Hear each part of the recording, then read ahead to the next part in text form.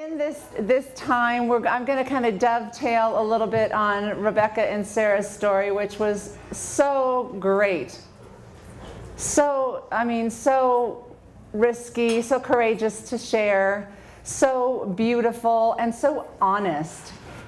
Because healing offense and working things through with each other and coming into forgiveness is sometimes no easy thing. It took them, 668 days, and then your own personal awakenings with God to do the right thing perfect. And what amazing relationship looks like. Beautiful, surrendered, honest, transparent, real relationships are life-giving and super hard to have. But they are vital. And while I wrote a book, my husband really wrote the book, and I helped about amazing relationships in marriage, the same principles work in friendship too. So I'm going to kind of drill down around what those principles are, because we need to know how. We need to know how to be good friends. We need to know how to be in relationship with each other in a way that we can sustain relationship with each other over time. And with women, frankly, it's more complicated. We are more complicated. We are more emotional. A lot of things get in our way in this. But we got to have it. We got to have girlfriends. We got to have support. We got to have people in our world where we are being fully ourselves. And it's no small challenge, but it's critical. And I'm aware as I talk to you about friendship today that you all may be in a very different place. Again, I don't like the podium. I'm used to sitting and chatting with women. I think I'll sit. Some of you maybe have really great friendships already, and there's not a lot of need for friendship. Maybe you'd like them to go deeper, maybe not. Maybe you just want to make really great memories and have good times with the friendships that you already have. Maybe you're kind of in need for friends, and you showed up today with hope for having friendship, for maybe making some new connections with a kind of openness. And something tells me that that's probably most true here, because look at what you did. You showed up. You showed up and took time and said, I want to take care of myself. I want to be uplifted. I want to connect with women. So you value that. Already we know that you value that on some level. Some of you maybe are really, really reticent about making friends. This friend thing hasn't gone so well. You have been hurt. You have been offended, gossiped about, and remedy didn't happen for you. And you are still perhaps a little bit wounded by women friends in your history. And when we're hurt, our first reaction is to recoil and pull in and protect and stay safe. Safe and isolated doesn't really work, we know it, but it feels like the best thing to do if you've come from a place where you've been hurt in relationship. Some of you are introverts. One or two are friends, that'll fill your plate. Some of you are extroverts and you need lots of people and you want lots of people in your world, right? So I realize that we all come in with different need sets around friendship, but this much I know is that we need friends and we need to know how to do relationships, and there are some core ingredients, very simple ingredients about how to do that. And friendships, first and foremost, take time. They take time. We have to decide on some level that we are going to invest in friendships. And like I said, it looks like you have made somewhat of that choice today, that you want to have friends and you want to be in connection with other women. Let me read you a quote. Take time to be friendly. It is the road to happiness. Take time to love and be loved. It is a privilege of the gods. Take time to share. Life is too short to be selfish. So true. And when you take time, what are you saying to each other? You're saying, you matter to me. I am willing to invest in you by spending my time. It's a beautiful statement, to spend time. It also allows for the space that relationships need to develop. It also creates, over time, a continued willingness to surrender and be more and more transparent. It all requires time. Second thing, amazing relationships require, and this is the hard one, it requires us to be open, transparent, honest, real.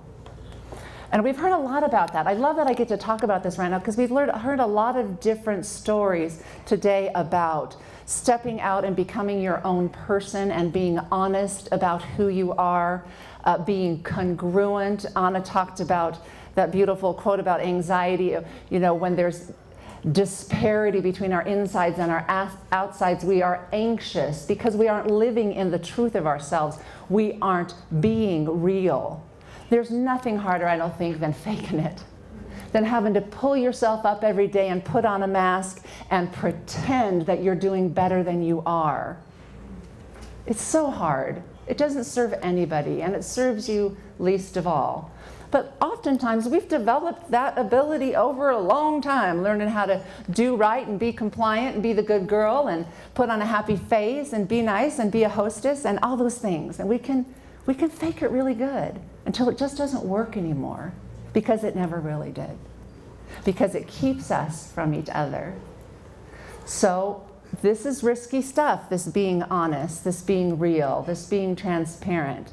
Lots of fears come up for us in this arena. It's very scary. And why is it scary? Because we are afraid, the core fear around it is, if someone really knew me, they would turn away. They would not love me. I'm sure of it. Because it's happened somewhere deep in my history at least one time that the message was enough to make you be afraid to share your whole self. And we talked a little bit earlier about the story of shame and how we can have this shame story that says, if somebody really knew me, all of me, then they would not like me. It's a lie, but it feeds a lot of our self-protection. So we stay all shored up and afraid. But there is no bigger gift that you can give yourself and a friendship than bearing who you are. And I want to talk a little bit more about that. I love this quote by Brené Brown. I'm a Brené Brown fan. I wish I'd done her research. Frankly, I'm jealous of Brené Brown. I feel like I would like to be Brené Brown. But I'm not. I didn't write the book and I didn't do the TED Talk, but she inspires me. So here's the quote by her. We cultivate love when we allow our most vulnerable and powerful selves to be deeply seen and known. And when we honor the spiritual connection that grows from that offering with trust, respect, kindness, and affection. Two things happen in relationship, beautiful, amazing relationship.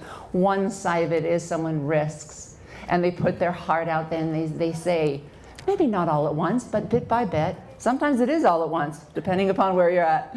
And you bear what's going on, really. And then you're suspended, aren't you? You're just hanging there. Because the response that comes back to us is everything at that point. Because if the wrong response comes back, a hurtful one, a recoiling one, a judgmental one, then what happens? That person throws us right back into that shame story that says, I should never have opened up. There is, in fact, something wrong with me. So the other side of this is the risker and the responder. And the responder holds a great responsibility to love and love well. If someone is being vulnerable with you and they're sharing their darkest stuff or they're risking, perhaps for the first time, you are gold to them. Your response is everything. And a lot of times it's not fancy words, or it's not like you come up with something that is really going to impact them or give them great feedback. It's just that you don't do that. You don't judge, you don't shame, you just hold it, you're just present, you just allow it, and you're just with them in it. And you know what happens right there? Bond. Friendship. Oh my gosh. That person becomes very elevated. Each are very elevated to each other because you have done something big and supernatural, frankly. You've loved by bearing yourself, and you have loved by receiving it with love. Ah, I love this stuff. So it is scary, and it means getting our masks down. Now, that can be a very hard journey, getting our masks down. And I wasn't going to get this deep into it, but like I said, we build these masks up over time. And sometimes we build our masks up, the pretend self on the outside, and we so only know that so well that we're not really sure about who we are on the other side of that. Anna did a beautiful display of kind of where she struggled with, you know, finally having to surrender this outward thing that she was doing so that she could find her true self and be real with herself. A lot of times that process doesn't have to happen all, you don't have to figure it all out yourself, by yourself. It can happen by these little bits of risking with friends. So you bear yourself a little bit and you let the mask down and you peek out and you share something real, and then it works. And in that, right there, you kind of find a piece of yourself. And you go, oh, you know, that was me. That was the real me, and it worked. And it grows from there. Let me ask you a few questions that get at this a little more. Is it difficult for you to be honest and transparent? Some of you not so much. Some of you are just got it going on. You know what I mean? You've worked it out and you can't not. That's a great place to be, I'll tell you that. When you can't not. But it wasn't easy. Be yourself. No, I know it wasn't. No, I know. No. Let me tell you a little bit about me just for a second. I did perfection all my life.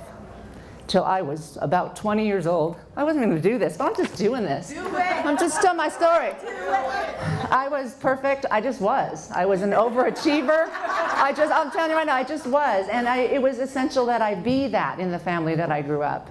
My mom needed me to be perfect, and I excelled.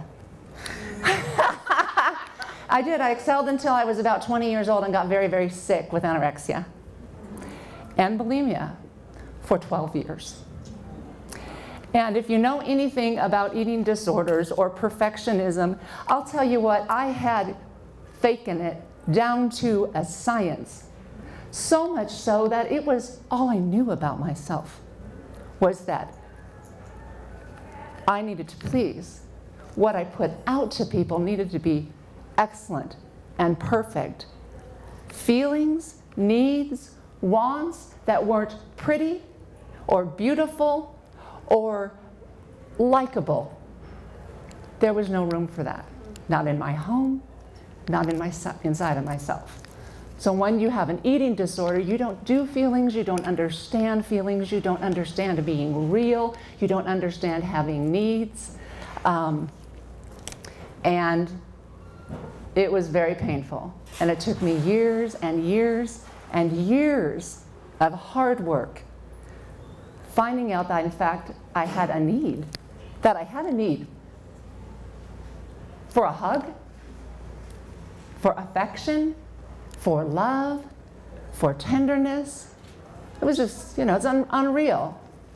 My transformation was a God transformation. I finally broke and fell at 20 years old and cried out for help and got it. And then the hard work began. Hard, transforming work over years and years. But I'll tell you what, I'm all here now. I'm all here, full of life, full of whole person. I don't think I can fake it anymore. I really don't. Have you tried to fake it when you can't fake it anymore? It's so hard. It's so hard. Like, I have a terrible time. I have to be honest. I have a terrible time at cocktail parties or whatever, and when we have to do the chat. Because while I know how, it's just like, why are we doing this? Let's be real. So I'm not saying that you just one day throw down your mask and start being brand new. I say that in the journey of your life, that there is great good and much inner wealth to be had in allowing yourself to become more and more you. And it happens in trusted relationship with others who are safe. And let's talk about safe, because this is one thing I believe we all need to know really well, because this is where relationships fold. When relationships aren't safe, it is the foundational deal breaker. It's the necessity that has to be in relationship for it to last over time. So I'm going to drill down and talk about what it means to be a safe person, okay? And it's not even hard. You're going to know it when I say it. You're going to go, that girl wasn't. You know what I mean? And you will. So I veered off. Told a little my story. So here's my working definition. Because we need relationships that are safe. That's foundational, at the gate stuff. When a relationship isn't safe, harm happens. It's not irreparable, but it oftentimes is where a relationship derails. A safe person is one who chooses to be loving. Chooses. I loved how you said that, Rebecca. You can choose to affirm or destroy. You can choose to love, and it is an aware choosing process. You have to try at this. Most of the time. A safe person is one who chooses to be loving. Most of the time. We are human. We will blow it. We are not perfect. But most of the time will probably be enough to sustain it. A safe person holds our confidence, does not talk negatively about us, does not even talk about us behind our back. A safe person, and this is the biggie, apologizes and takes responsibility when they have been hurtful. And they even may say, how can I make it up to you? And they do it. Without that happening, when relationships hit hard spots, when someone offends or hurt each other, and it's going to happen, and that's the risk, okay? That's the risk, because sometimes you're gonna get hurt even in healthy relationship. But this piece here, if you can take responsibility, own it, repair can happen, deepening can even happen, and you move forward into sometimes a better relationship than you had before. But it cannot work right there too. Took a long time for these guys. Look at these, they're awesome. Took them a long time to finally get to that place where they could surrender that hurt. Because it feels awful to be hurt. We just want to go, never mind then. Right? A safe person, this is the last one, is compassionate towards us and is truly interested in us and growing a positive, connected relationship. You know people when they don't really seem like they care about you, they're not really invested, they're looking over your shoulder. That's not your go-to person.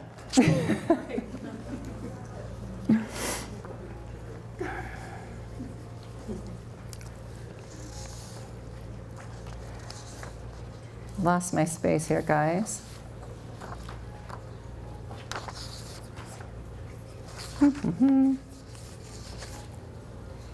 Oh, it was right there. And this is really my last point, but I think it's the most important point probably. Amazing relationships come from our own growing capacity to love. Imagine you're on a journey, and the whole point of the journey is to learn how to love well, and learn how to love deeply. And you're in this process. Imagine that the meaning of life itself has everything to do about that. And if the journey is real, and I believe it is, then it becomes really important for us to be honest about what we bring into relationships. Are we compassionate? Are we loving? Because we got to get really good at this, girlfriends. We got to get really good at loving each other for us to want to keep doing relationship with each other. But it comes out of this ongoing desire to be loving. To love yourself, that's a growing thing, as well as being in a process of loving others. And here's a quote. My husband wrote this one. True love, compassion, and even the ability to forgive, as we have heard, takes center stage in the drama of life, where acceptance of others is healing and honoring the uniqueness of others is everything. Some of us have some choices to make today around this. We have to decide today, I think, about what we want in relationship and whether we're even willing to take all this on. We know it's scary, we know it's fearful, but I think some of you know in this room, and I don't know who is, I think it's time for me to start to risk some more, to open up, to start being more real and seeing if this way of making relationships doesn't in fact work. Is it risky? Yes. Might it need to be an experiment? Yes. But real life is found there in relationship, when we are honest with each other in deep relationship. I hope today's been inspiring to you, particularly in the area of relationships. And I want to say a couple of things about why it matters. Because it is what gives us meaningful relationships, but it's also the other side of it is that you, each one of you in this room, each one of you is worth knowing. You have something that no other woman has to bring into relationship with another woman. What you have is you. You are a gift to another person. Everyone in this room would be blessed to know you. So when you shrink away and don't open up, you rob yourself and you rob somebody else of something they need from you. It's a win-win. So my encouragement is that you will risk it, that you will try, that there's something in it for you. There's definitely, I believe, something in being fully known and loved and being able to fully know somebody else and love them too. Thanks.